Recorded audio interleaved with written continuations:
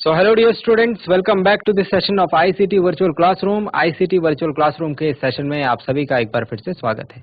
आज की क्लास में बात करने जा रहे हैं क्लास 12 सब्जेक्ट फिजिक्स के ऊपर, कक्षा 12 विषय भौतिक विज्ञान के ऊपर। अपनी प्रीवियस क्लासेस में हमने जिन जिन टॉपिक्स के ऊपर अपना डिस्कशन करा था वही सीरीज को रखेंगे कंटिन्यू। अपना पूरा ध्यान सामने स्क्रीन पर बनाकर रखेंगे, जो भी चीजें यहाँ से बताई जाती हैं उनको नोट डाउन जरूर करें। और हमने अब तक डिस्कशन कर लिया है मूविंग चार्जेस यानी कि गतिमान आवेश के बारे में।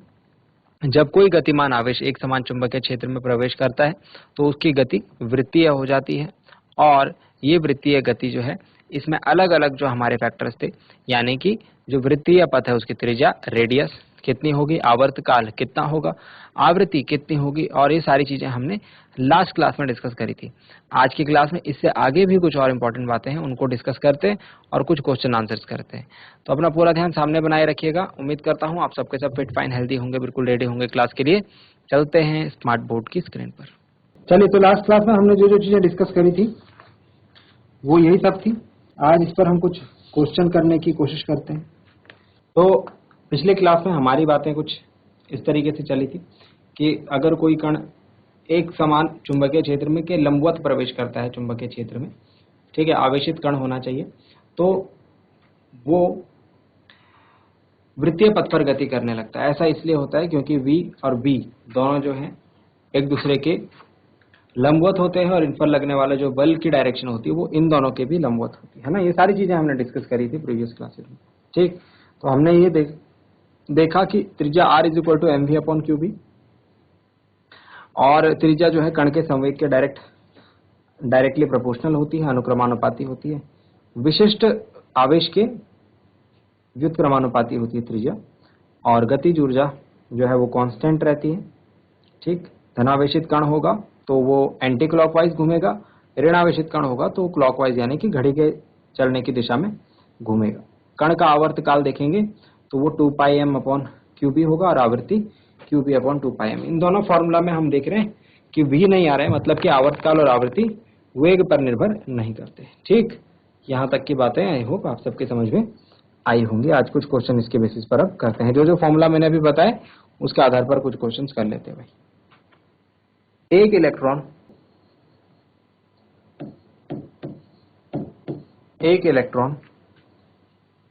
3.4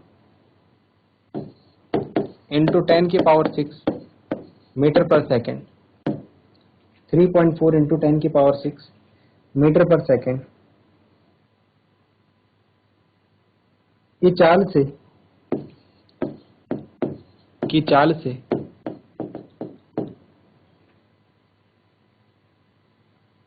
10⁴/4 पाई न्यूटन प्रति एम्पियर मीटर के एक समान चुंबकीय क्षेत्र में एक समान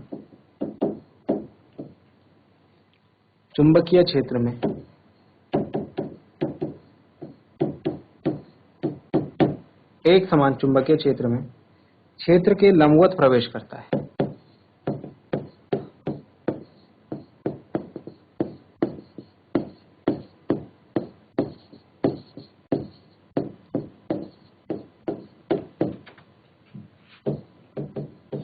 तो क्वेश्चन समझ में आया। एक इलेक्ट्रॉन जो है वो कुछ चाल से 3.4 × 10⁶, 3.4 × 10⁶ मीटर प्रति सेकंड की चाल से एक समान चुंबकीय क्षेत्र में जो दीर्घ है 10⁴/4 पाई न्यूटन प्रति एम्पियर मीटर का चुंबकीय क्षेत्र है, इसमें ये क्षेत्र के लंबवत प्रवेश करता है, यानी कि परपेंडिकुलर। तो याद आ रहा है, अगर कोई आवेशित कण किसी एक समान चुंबकीय क्षेत्र में क्षेत्र के लंबवत प्रवेश करता है तो वो वृत्तीय पथ पर घूमने लगता है। मतलब एक बात तो पक्की है कि ये इलेक्ट्रॉन जो है गोल गोल घूमने लगेगा, वृत्तीय पथ पर घूमने लगेगा। आपको क्या बताना है? आपको बताना है ज्ञात कीजिए वृत्ताकार मार्ग की त्रिज्या।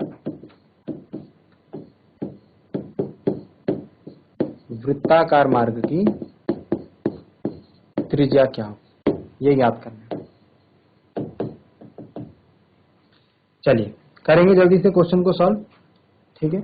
1 मिनट का टाइम देता हूं आपको, समझ जाए क्वेश्चन को पहले और फिर सॉल्व करें, आंसर निकालें। इसके बाद मैं आपके साथ डिस्कस इसको करता हूं।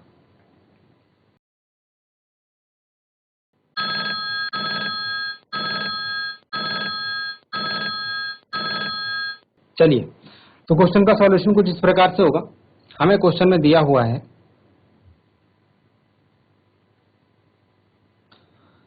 एक इलेक्ट्रॉन 3.4 गुणा 10 की घात 6 मीटर प्रति सेकंड, यानी कि वेलोसिटी दे रखी है हमको 3.4 गुणा 10 की घात 6 मीटर प्रति सेकंड। ठीक है, एक समान चुंबकीय क्षेत्र में, चुंबकीय क्षेत्र भी हमको दे रखा है 10 की घात 4 बटे 4 पाई न्यूटन प्रति एम्पियर मीटर। क्षेत्र के लंबवत प्रवेश करता है, मतलब कि थीटा 90, तो बात सीधी सीधी है। हमको निकालना है आर। अब आर का फॉर्मूला होता है m v upon q B, m v upon q B, है ना, q B upon m B, m v upon q B, है ना। ठीक है,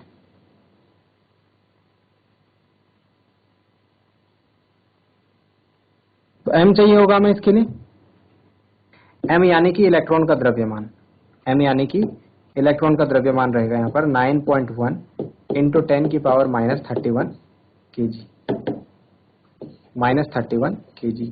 ठीक है, और क्यू मतलब इलेक्ट्रॉन पर आवेश कितना होता है 1.6 इंटू 10 की पावर -19 कूलम। चलिए भाई, वैल्यूज हमको मिल गई हैं। क्वेश्चन को सॉल्व करेंगे और आंसर निकालेंगे जल्दी से। तो आर बराबर m v upon q B से, आर बराबर एम की वैल्यू रख देंगे 9.1 इंटू 10 की पावर -31, देन उसके बाद वी लिखेंगे, वी कितना है 3.4 इंटू 10 की पावर 6 बटे में क्यू लिखेंगे, क्यू कितना है 1.6 इंटू 10 की पावर -19, और फिर बी लिखेंगे, बी कितना है 10 की घात 4 बटे 4 पाई।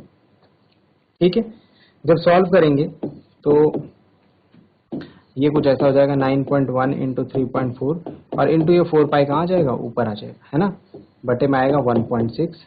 ठीक, और यहाँ पर आएगा इंटू 10 की पावर -19 इंटू 10 की पावर 4, और ऊपर आएगा 10 की पावर -31 इंटू 10 की पावर 6।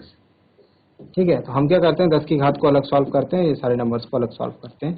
तो यहाँ पर आएगा 9.1 इंटू 3.4 इंटू 4 पाई, पाई का मान रख देंगे 3.14, और गुणा 10 की घात में बता देता हूँ कितना आएगा इसको सॉल्व करके, -31 और 6 हो जाएगा -25, और नीचे से सॉल्व करके आएगा -19 प्लस 4 माइनस का 15, ऊपर आकर के प्लस का 15 हो जाएगा। तो आर बराबर जो भी इसको सॉल्व करके आएगा वो वैल्यू, ठीक है, इसको आपको सॉल्व करना है, इंटू 10 की घात -15 आ जाएगा। ठीक है, इतना मीटर त्रिज्या आएगी। चलिए नोट डाउन कीजिए इसे।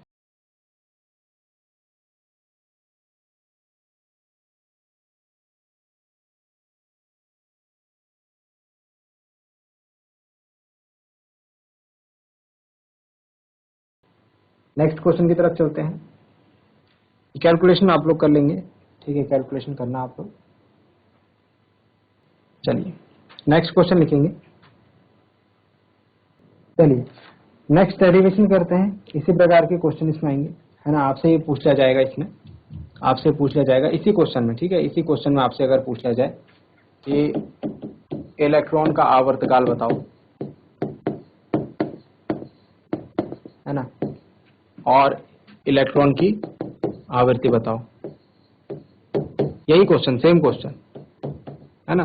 तो आवृत्ति और आवर्तकाल का फॉर्मूला याद होना चाहिए बस, D is equal to 2πm upon QB, और आवृत्ति का क्या फॉर्मूला हो जाएगा, frequency, N is equal to, या F लिखा है मैंने, क्या लिखा है 2πm अपॉन QB, और यहाँ क्या लिखा है F लिखा है। ठीक है, तो F is equal to QB upon 2πm।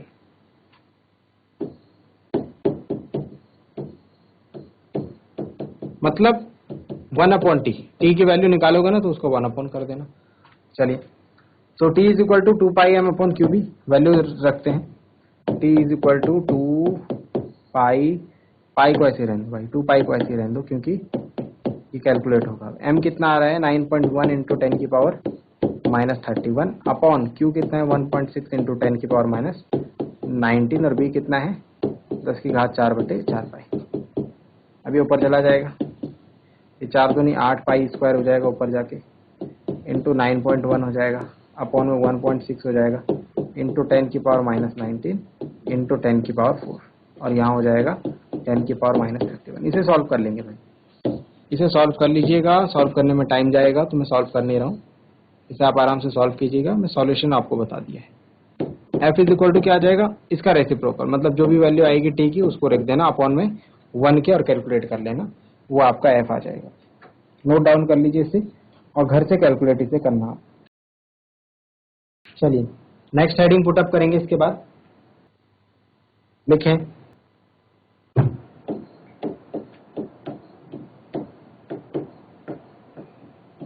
दो समांतर धारावाही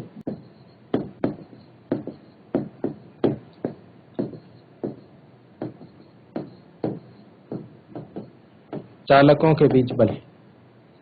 दो समांतर धारावाही चालकों के बीच बल, force between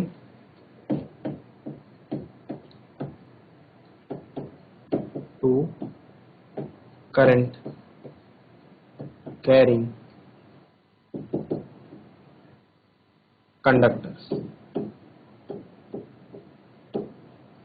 force between two current carrying conductors, ठीक है। दो समांतर धारावाही चालकों के बीच बल। देखिए मानते हैं हमारे पास दो समांतर धारावाही चालक हैं और वो क्या है, पास पास रखे हैं, है ना। और दोनों ही तारों में, चलिए इसको एग्जांपल से समझो। जैसे सपोज एक तार ये है, एक वायर ये है और एक वायर इसके पास में ही रखा है। एक वायर कहाँ रखा है, इसके पास में ही रखा है। दोनों क्या एक दूसरे के समांतर है, ठीक है। अब सपोज इस वायर में एक धारा प्रवाहित हो रही है I1 और इस वायर में एक धारा प्रवाहित हो रही है I2। ध्यान से समझना, धारा की दिशा कुछ भी हो सकती है, ऊपर नीचे दोनों तरफ हम बात करेंगे, सारे डायरेक्शन में बात करेंगे कि धारा ऊपर की तरफ बह रही है, नीचे की तरफ, एक में ऊपर एक में नीचे, है ना। ये सारी चीजें हम लोग डिस्कस करेंगे, ठीक। पहले हम लोग एक तार की बात करते हैं, ओनली वन तार, सिर्फ इस तार की बात मैं कर रहा हूं, है ना। इस तार में जब धारा प्रवाहित होती है तो आप जानते हैं, आपने ये पढ़ा है, विद्युत धारा का चुंबकीय प्रवाह होता है। इसके आजू बाजू में क्या होगा, इसके आजू बाजू में इस तरीके से एक चुंबकीय क्षेत्र बनेगा, है ना। इस तरीके से आप इसको बता सकते हैं, कौन से नियम से, राइट हैंड थंब रूल से, है ना। दाहिने हाथ को आप इस तार से दाहिने हाथ से इस तार को पकड़ो, अंगूठे को ऐसे रखो कि जिधर की तरफ धारा बह रही हो, तो जहां आपकी अंगुलियां मुड़ रही हैं वो क्या है, चुंबकीय क्षेत्र है इसके चारों तरफ। और ऐसे ही भाई इस वायर के लिए भी बात करूं तो ऐसे इसका भी चुंबकीय क्षेत्र ऐसे में होगा, ऐसे ऐसे, है ना। लेकिन जब मैं इन दोनों तारों को आप आस पास रख दूंगा तो इन दोनों के चुंबकीय क्षेत्र एक दूसरे को परस्पर प्रतिकर्षित या आकर्षित कर सकते हैं भाई। मैग्नेट बन जाएंगे ना दोनों, तो चुंबक एक दूसरे को आकर्षित भी करते हैं, प्रतिकर्षित भी करते हैं भाई, है ना। तो जो बल लगेगा उसके कारण ही आकर्षण या प्रतिकर्षण होगा। तो ये बल हमको निकालना है कि ये बल कितना होगा भाई, समझ में आ गया ना। चलिए अब लिखते हैं इसमें क्वेश्चन लिखते हैं इसमें, थोड़ा इसमें मेंशन करते हैं। माना हमारे पास दो तार हैं, माना AB व CD दो, AB व CD दो समांतर धारावाही चालक तार है, ठीक है। इनमें जो है धारा प्रवाहित हो रही है, जिनमें क्रमशः I1 व I2 धारा प्रवाहित है, जिनमें क्रमशः I1 व I2 धारा प्रवाहित है, ठीक है। अच्छा, इनके नाम मैंने क्या क्या रखे हैं, AB और CD, तो इसको मैं AB बोल देता हूं और इसको मैं CD बोल देता हूं, ठीक। AB है, CD है, और इनके बीच की डिस्टेंस मैं सपोज मान लेता हूं, इनके बीच की जो दूरी है वो सपोज स्मॉल r है, इनके बीच की दूरी सपोज स्मॉल r है। दोनों तार एक दूसरे से r दूरी पर स्थित है, ये बात भी लिख देंगे यहां पर। इनके बीच की दूरी स्मॉल r है। ठीक हो गया, इनके बीच की दूरी स्मॉल r है और इसमें ही नोट डाउन कर लो कि लंबाई भी इनकी लिख लो, इसमें लंबाई भी बता दो। एवं लंबाई L है, लंबाई L है। ठीक है, अब देखो चालक, किसी भी चालक में, चालक AB की बात करता हूं मैं पहले, इसमें अगर धारा प्रवाहित होगी तो उसके कारण क्या होगा, इसके आसपास चुंबकीय क्षेत्र होगा। तो चालक AB में प्रवाहित धारा I1, चालक AB में कौन सी धारा बह रही है, I1 के कारण इसके पास में क्या है, CD, तो CD के किसी बिंदु पर उत्पन्न चुंबकीय क्षेत्र। कैसे निकालते हैं इसको, याद आ रहा होगा आपको, हमने एक तार के कारण उसके पास में किसी बिंदु पर चुंबकीय क्षेत्र, धारावाही तार की बात है, उसके पास ही किसी बिंदु पर चुंबकीय क्षेत्र हमने निकाला था। और इसके लिए हमने कौन सा फॉर्मूला यूज किया था, हमने बायोट-सेवर्ट के नियम से इसको प्रूफ किया था। किससे प्रूफ किया था, बायोट-सेवर्ट के नियम से, है ना। तो बायोट-सेवर्ट के नियम से हमको यहाँ पर ये बात पता लग रही थी कि यहाँ पर इस तार के कारण जो इसके पास CD तार है, इसके किसी भी बिंदु पर जो चुंबकीय क्षेत्र होगा वो होगा B = μ0/4π। ठीक है, और इसके बाद क्या होता था, I/R, μ0/4π × 2π I/R, तो I1/R, इनके बीच की दूरी न्यूटन प्रति एम्पियर मीटर। लिखिए इसे, लिख लिया इतना आप लोगों ने। अब इसके बाद देखिए डेरिवेशन के नेक्स्ट पार्ट में चलते हैं हम लोग, इस पर रहने देते हैं। इस चुंबकीय क्षेत्र के कारण, इस चुंबकीय क्षेत्र के कारण हम जानते हैं कि इसके पास ही किसी पॉइंट पर लगने वाला जो बल होगा, इस चुंबकीय क्षेत्र के कारण CD चालक पर लगने वाला बल,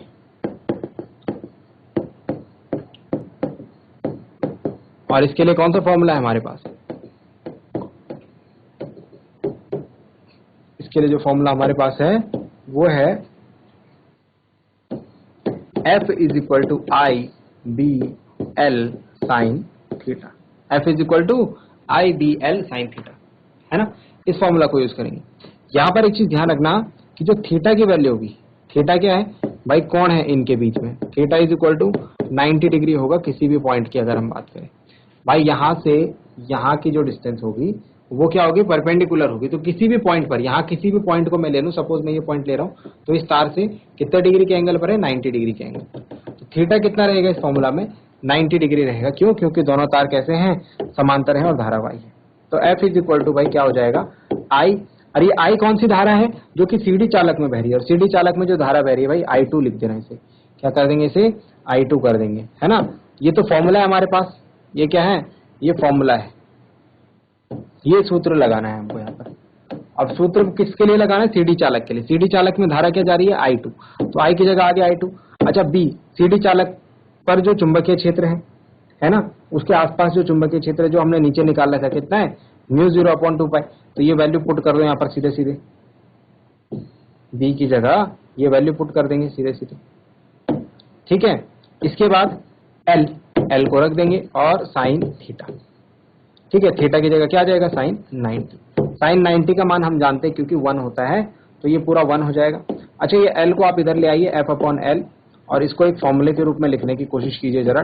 μ0/2π, ये हो गया I1 I2/R, और साइन 90 की वैल्यू हो गई 1। तो फाइनल जो हमारा आंसर आ रहा है वो आ रहा है F/L = μ0/2π I1 I2/R। इसका मात्रक, ये प्रति मीटर लंबाई पर लगने वाला बल है, तो न्यूटन प्रति मीटर। F/L है ना, F होता तो न्यूटन, F/L मतलब प्रति मीटर लंबाई पर लगने वाला बल, तो इसकी यूनिट क्या हो जाएगी भाई, न्यूटन प्रति मीटर। इतना नोट डाउन करेंगे,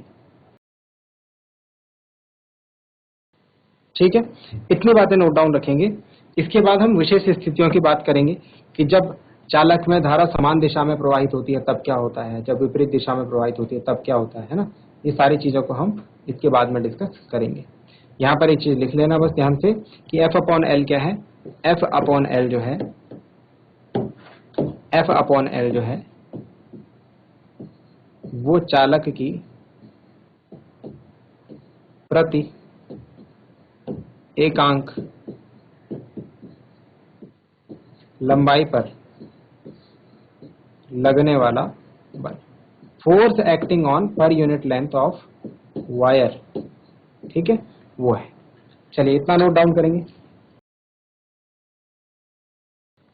तो चलिए डियर स्टूडेंट्स, आज के लिए इतना ही। उम्मीद करते हैं आपको आज की क्लास में जो बातें बताई गई वो आपको समझ में आई होंगी, इंटरेस्टिंग लगी होंगी, कुछ नया सीखने को मिला होगा और साथ ही साथ आपने नोट डाउन भी किया होगा चीज़ों को। आज के लिए इतना ही, अगली क्लास में मिलते हैं ऐसे ही किसी इंपॉर्टेंट और इंटरेस्टिंग टॉपिक के साथ। क्लास से जुड़े रहने के लिए आप सभी का बहुत बहुत धन्यवाद। Thank you very much and have a nice day.